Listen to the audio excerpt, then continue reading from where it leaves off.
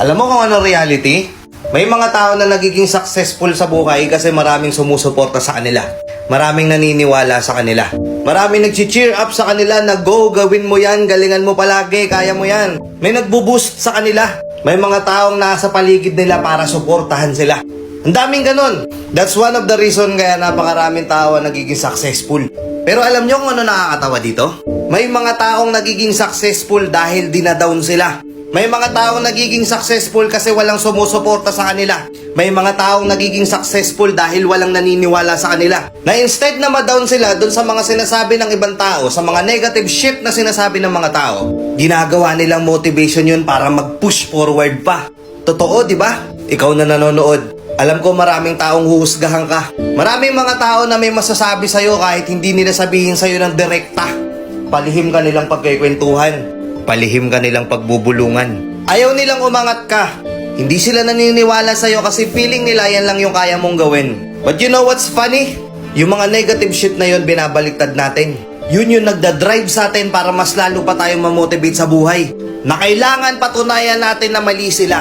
Patunayan mo sa kanila na nagkakamali sila. Na hindi ikaw yung taong akala nilang ikaw yun.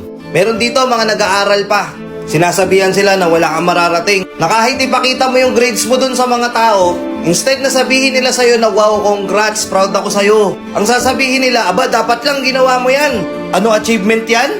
Natural gawin mo yan, nag-aaral ka eh. Masakit na yung mga efforts natin hindi na-appreciate ng iba. Pero minsan hindi natin napapansin sa sarili natin na yun yung nagda-drive sa atin. Yun yung nagpupush sa atin para mas patunayan pa natin sa kanila na hindi lang tayo ganun.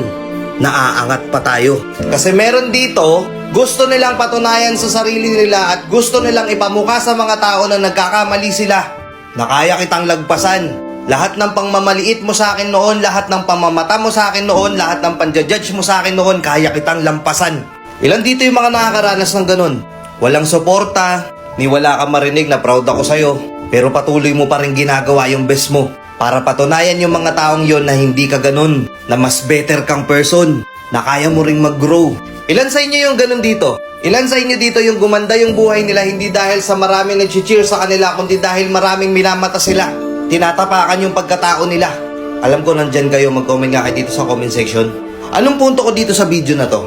Na oo, bilog ang mundo. May mga taong sisirain ka. May mga taong magagalit sa'yo. May mga taong hindi magigets kung ano punto mo. May mga taong ayaw umangat ka. May mga taong gusto nilang sila lang yung nasa taas tapos nasa talampakan ka lang nila. Pero ano, susuko ka dahil doon? Madadown ka dahil sa mga sinasabi nilang yon? Tangina, ipakita mo sa kanila kung sino ka. Pakita mo kung anong kaya mong gawin. Ipakita mo sa kanila na tama ka at mali sila. Sa mundong to, ang realidad, hindi lahat ng tao sa paligid mo susuportahan yung gusto mo. May mga kamag-anak ka na sasabihin sa'yo na hindi na dapat yan yung ginawa mo, hindi na dapat yan yung tinuloy mo. Pero nandun yung puso mo.